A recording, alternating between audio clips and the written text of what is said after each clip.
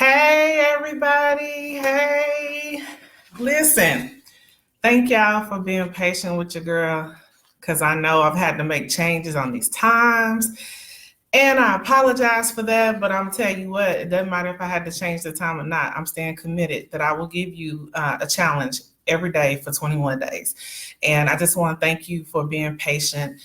It is truly appreciated. I'm trying to make some moves, so things are just not, always can't always happen at the exact same time I wanted to, but I do want to address that. So the time for the mornings is going to change. So I was doing it in the mornings at 7 a.m. Eastern, and I'm going to change that to 10 o'clock.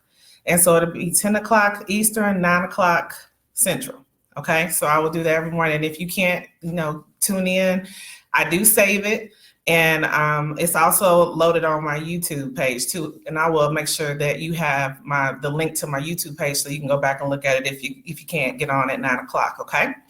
So I hope everyone has had a wonderful week. Today is day 10, and I'm excited. And the topic for today is called Divine Alignment, and this is a two-part series. So the first part of this is basically I'm going to define what it is. I'm going to give you some examples of the first part of it for today, and then tell you why it's important. All right. So again, before I get started, I do want to remind you to message me if you have questions. I know that I have, a few questions that I try to reply back and answer, but if you want me to answer them here, I can also answer them here, and I won't mention your name, but let me know if you have any questions. Also, if you've been following along, I would love to have some feedback. Let me know how you're feeling, what you're thinking about the challenges each day, and I need that kind of feedback. So please feel free and open to share that with me, okay? All right, so let's get to it because I do try to keep these videos down. I don't want to make them too long. So divine alignment. Divine alignment. For the purposes of this reflection, divine alignment will be defined as aligning what is already there. It's what you already have. So you don't have to go out and buy it. You already have it. Okay? Aligning what is already there. Divine alignment. And we are talking about alignment both internally and alignment externally. Okay? We're talking about both. It also means that basically the direction that you're heading is in sync and aligned with what God or the higher power or the universe has for you. Okay, did y'all get that? I'm gonna say it one more time and slow it down a little bit. So it basically means, divine alignment basically means the direction you are heading is in sync and aligned with what God or the universe or the higher power has for you, your own divine alignment. This is a personal thing, all right? So in order to be aligned, certain things must be evaluated and adjusted, and I'm going to talk about a few of those. So the first one is one with self. Now, I will say that most people that I talk to have an issue with that.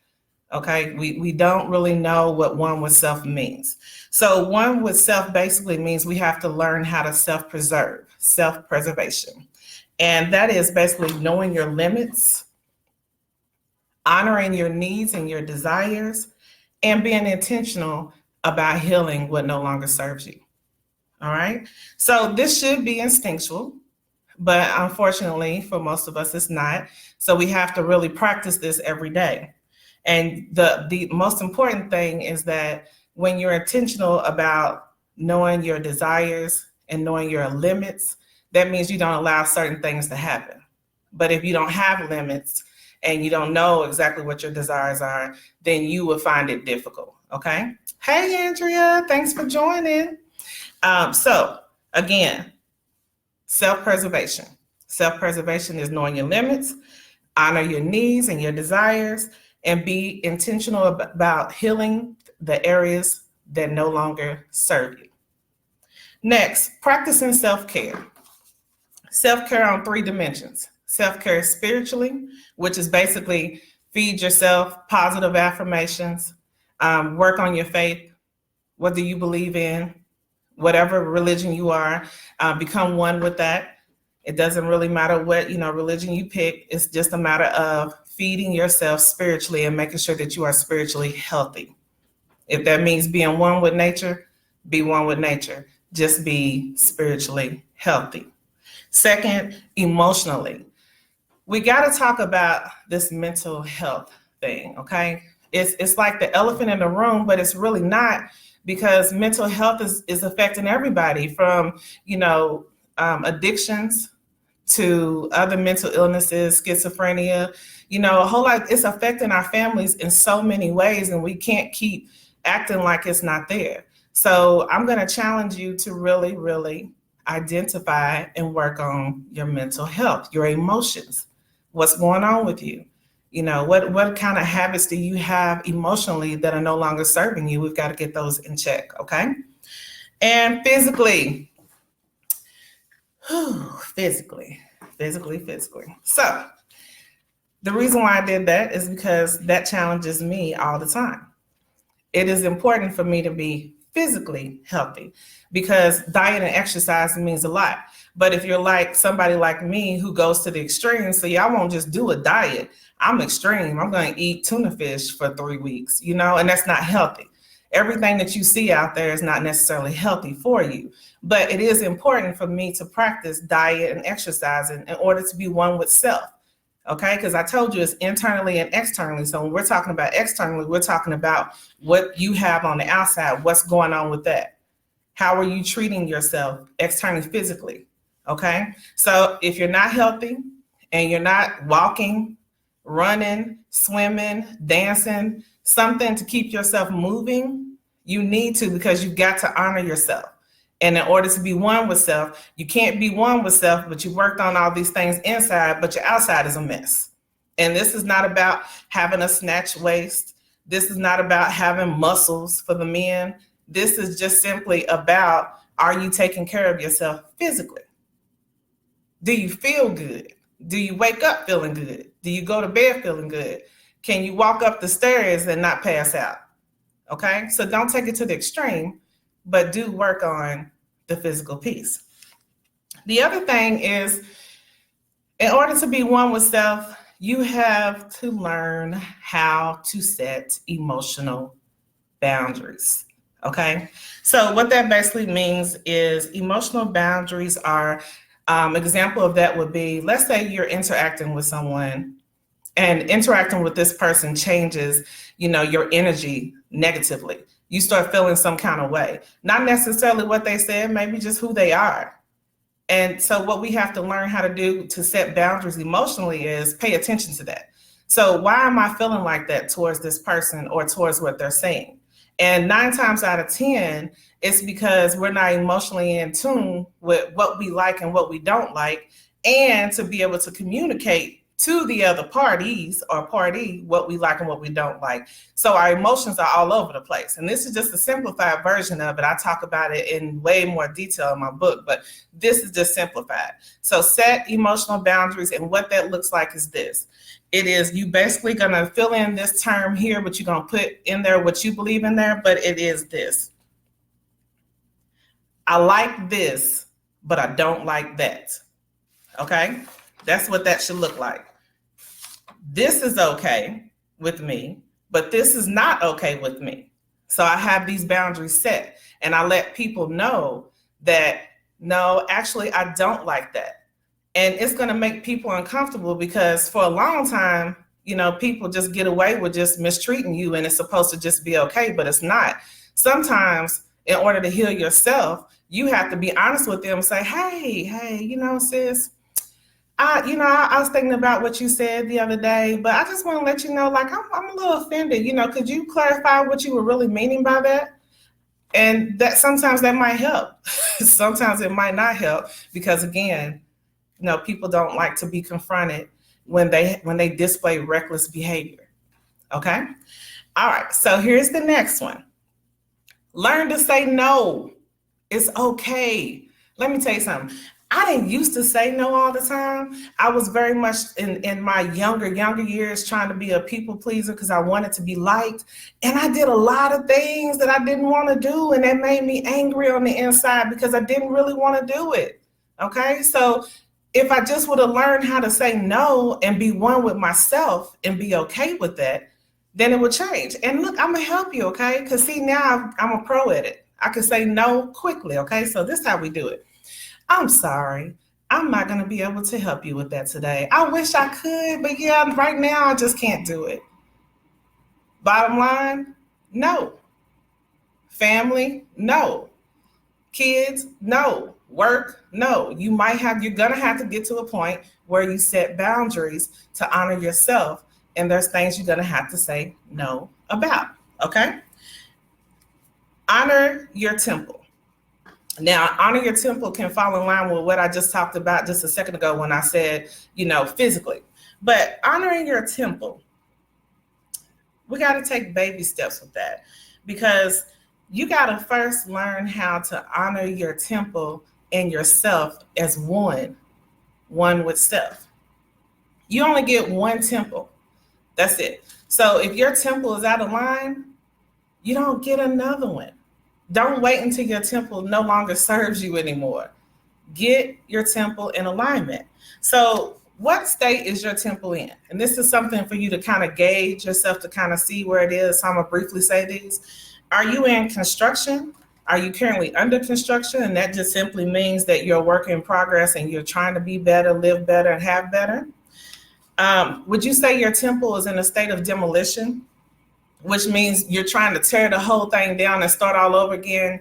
You don't feel like there's anything there that can be salvaged, which I'll challenge you on that. I guarantee you there's a lot there to be salvaged, so don't throw the whole thing away.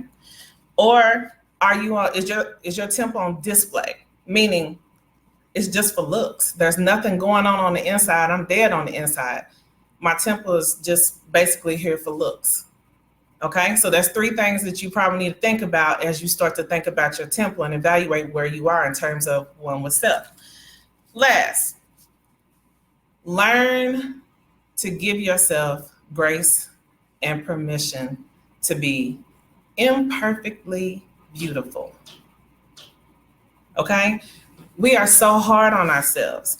And it does not serve us to be so hard on ourselves, because we're not going to be perfect. We're going to make mistakes. We're going to learn. That's what life is all about. So we got to learn how to give ourselves permission to make a mistake, permission to fail, permission to not be perfect, and permission to keep trying this thing called life until we get it figured out. Okay? So you got to learn to give yourself some grace and some permission to just be. Now, in closing, so why are these things important? I'm wrapping up. If you are not one with self, you'll find yourself continually in a hurt stage because you allowed reckless people to continually hurt you. Okay, so you'll find yourself in situations like that quite often, and you really don't understand why people mistreat you the way that they do. But we got to turn back around and look at you and say, why am I allowing them to continually do it? If you do it the first time, okay, yeah, you got me. But the second, third, and fourth time, I got to start looking at myself and saying, why am I allowing this to happen? Why am I allowing them to treat me that way? Somehow I've gotten out of alignment with my limitations and making my boundaries clear. So I need to go back and evaluate those.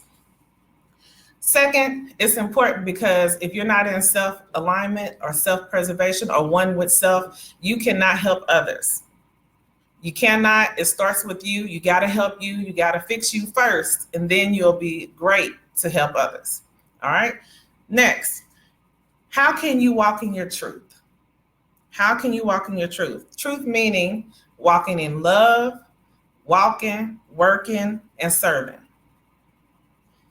It's going to be difficult for you to serve other people when you don't even know what love is for yourself. So you're not even walking in your truth with learning how to love yourself. And there's a dimension of, I would say, confusion, because you don't know what one to self means.